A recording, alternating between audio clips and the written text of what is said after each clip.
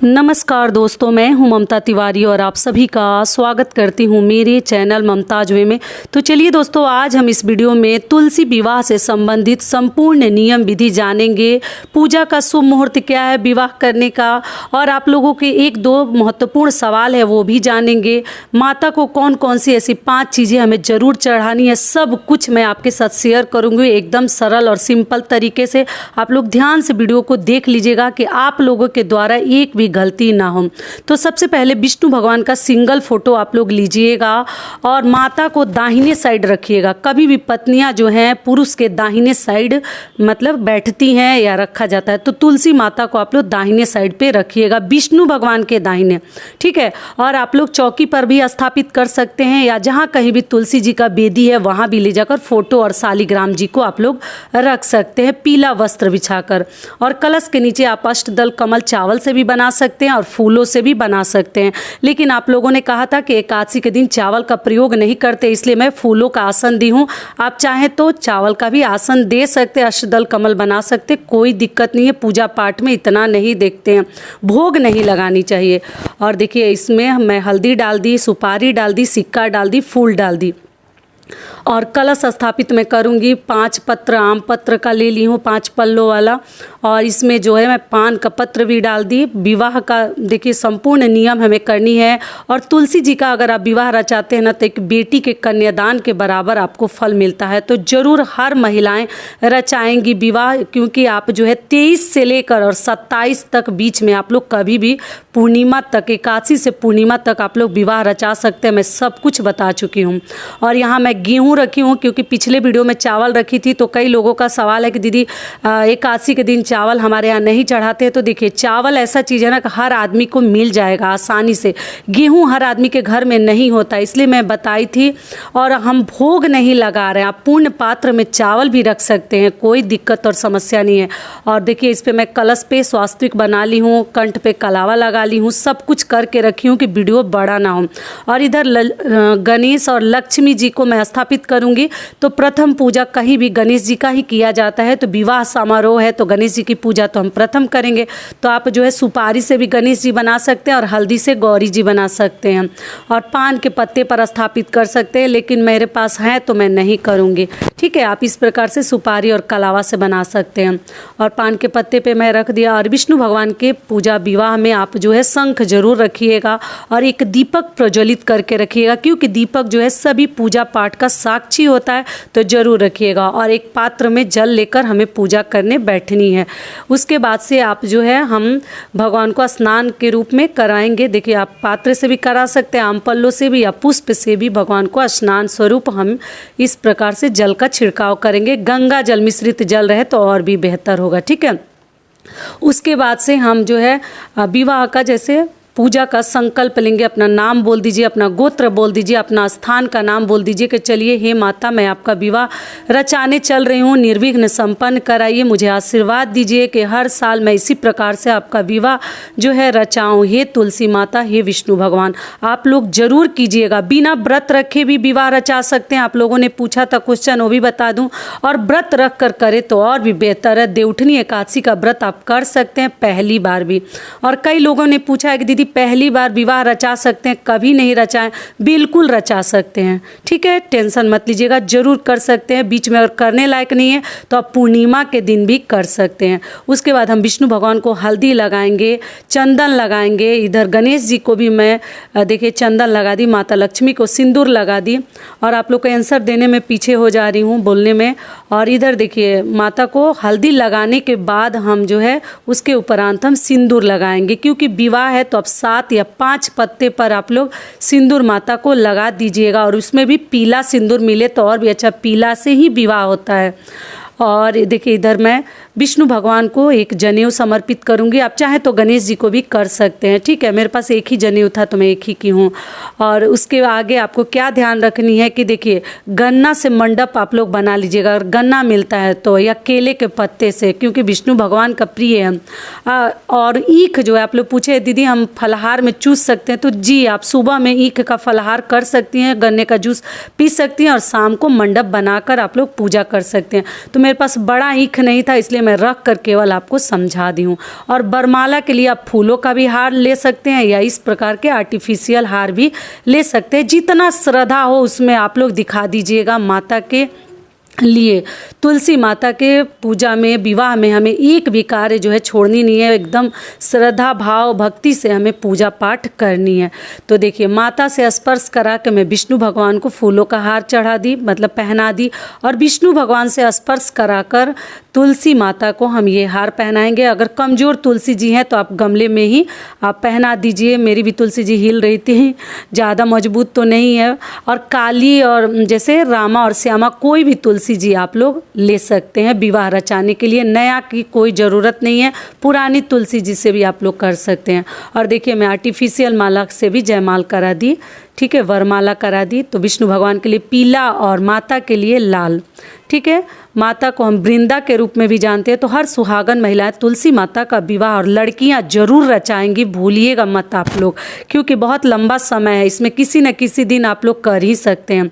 और एक लाल ओढ़नी, देखिए चुनरी, आप लोग लाल वस्त्र जो भी आपके पास है आप लोग माता को एक ओढ़ा दीजिएगा, क्योंकि विवाह है तो इन्हें एकदम दुल्हन के जैसा हमें सजानी है। और विष्णु भगवान को पीला वस्त्र या कलावा आप लोग पहना दीजिएगा, मतलब दे दीजिएगा।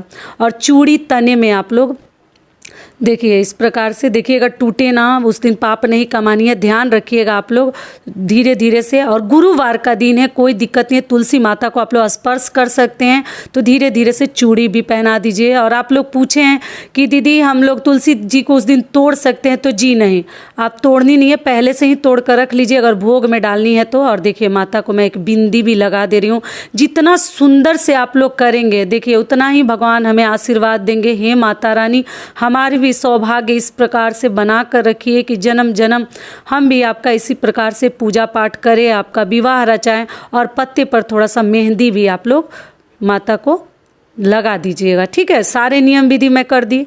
ओढ़नी, देखिए माता को चुनरी भी चढ़ा दी, चूड़ी पहना दी, बिंदी, सेंट, मेहंदी, 5 चीज़ें आप लोग लगा दीजिएगा। इत्र है तो ज़रूर आप लोग पूजा में इस्तेमाल कीजिएगा। माता को एकदम हमें अच्छे से सुगंधित कर देनी है।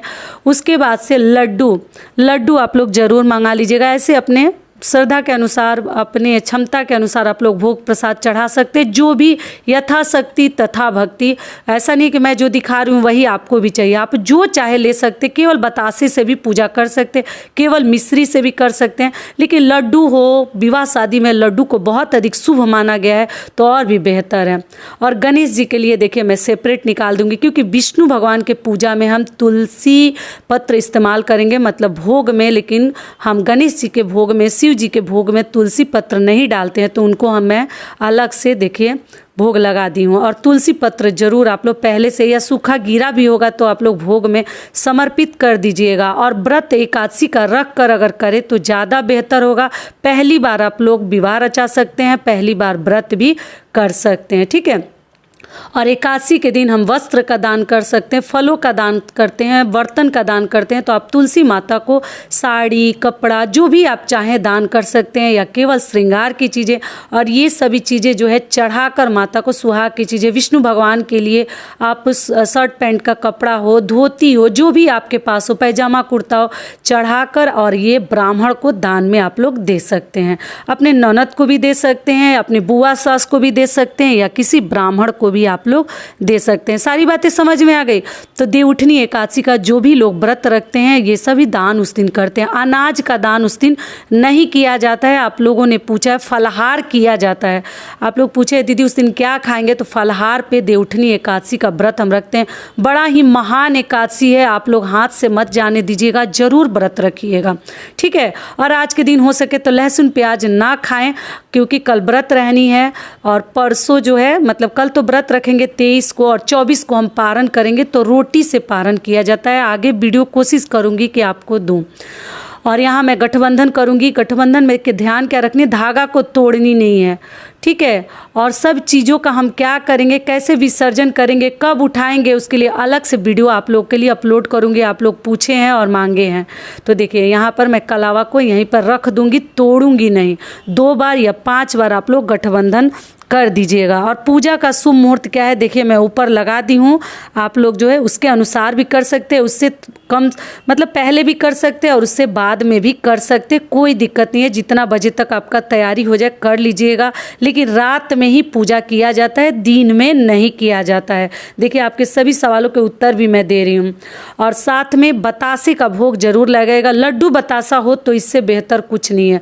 उसके बाद हम माता का खोइछा भरेंगे, तुलसी माता का खोइछा जरूर भरिएगा। दूर्वा, हल्दी, पैसा और चिवड़ा से भरा जाता है, चावल से नहीं, चिवड़ा से। और आप लोग पूछते हैं कि दीदी ये कौन खाएगा, तो ये आप किसी भी लड़की को, ननद को या ब्राह्मण को भी दे सकते हैं, आपकी बेटी भी खा सकती है।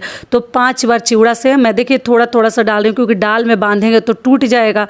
अगर आपका पौधा छोटा है तो नीचे ही रख दीजिएगा। और सभी चीज़ें मैं डालकर खोइछा भर दी। जरूर खोइछा तुलसी जी को लाल या पीले वस्त्र में आप लोग दे दीजिएगा। और उसके बाद से हम इसको बांध देंगे। बांध देने के बाद जो है हम तुलसी माता से स्पर्श कराकर और वहीं पर हम जो है रख देंगे। और आप लोग अपना पूरा श्रृंगार करके विवाह रचाने बैठिएगा, अच्छे से साज श्रृंगार करके और पैरों में महावर लगाकर तब आप लोग विवाह रचाने बैठिएगा। बातों को, एक एक बातों को समझ लीजिएगा।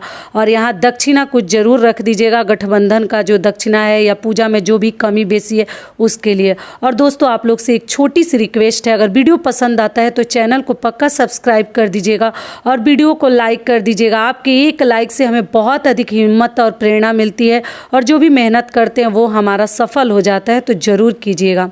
और फिर मैं धूप बत्ती भी दिखा दी, हर चीज़ मैं आपको देखिए अच्छे से आप लोग समझ लीजिए एक एक चीज़ें कि आपके द्वारा किसी भी प्रकार की गलती ना हो। और आप जो है विदाई मत कीजिएगा, बता चुकी हूँ रविवार के दिन। और यहाँ मैं आचमन भी कर दी। भोग लगाने के बाद आचमन करना बहुत अधिक ज़रूरी है, जो मेरे ध्यान से निकल जाए आप लोग उस प्रकार से कर लीजिएगा। और लास्ट में हम सभी देवी देवताओं का आवाहन करेंगे कि हे भगवान हमारे घर आइए, हमारे पूजा को निर्विघ्न संपन्न कराइए, हमारे पूजा को स्वीकार कीजिए। जिस विधि से मैं जानती हूँ मैं आपका पूजा की हूँ, बहुत ही श्रद्धा से मेरे पूजा को स्वीकार कीजिए हे भगवान। और मुझे आशीर्वाद दीजिए हे माता रानी, हे तुलसी मैया, हे विष्णु भगवान, मुझे आशीर्वाद दीजिए। ठीक है, इस प्रकार से प्रार्थना करनी है। और उसके बाद से आप लोग जो है यहाँ पर जो है हवन भी कर सकते हैं, छोटे छोटे चंदन के लकड़ी से या कपूर से जरूर कर लीजिएगा। विवाह है तो आपको जरूर हवन करनी है। अगर आपके पास उपले हैं तो उससे भी कर सकते हैं या केवल कपूर से भी आप लोग आरती कर सकते हैं। तुलसी मैया सुनो तुम मेरी प्रार्थना, पूरा करना तुम मेरी मनोकामना, पूरा करना तुम मेरी मनोकामना। और घंटी बजा देंगे। आपके घर में अगर कोई पुरुष है तो उस दिन अपने घर में शंखनाद आप लोग जरूर करवाइएगा, क्योंकि पूजा में, विवाह शादी में शंखनाद होना बहुत ज़रूरी है। सारी बातें आप लोग को समझ में आ गई होगी। तो ये वीडियो मेरा यहीं तक का था। आशा करती हूँ, उम्मीद करती हूँ कि इस वीडियो से आप लोग को बहुत अधिक लाभ मिलेगा। और पसंद आता है तो चैनल को पक्का सब्सक्राइब कर दीजिएगा और वीडियो को लाइक कर दीजिएगा। धन्यवाद।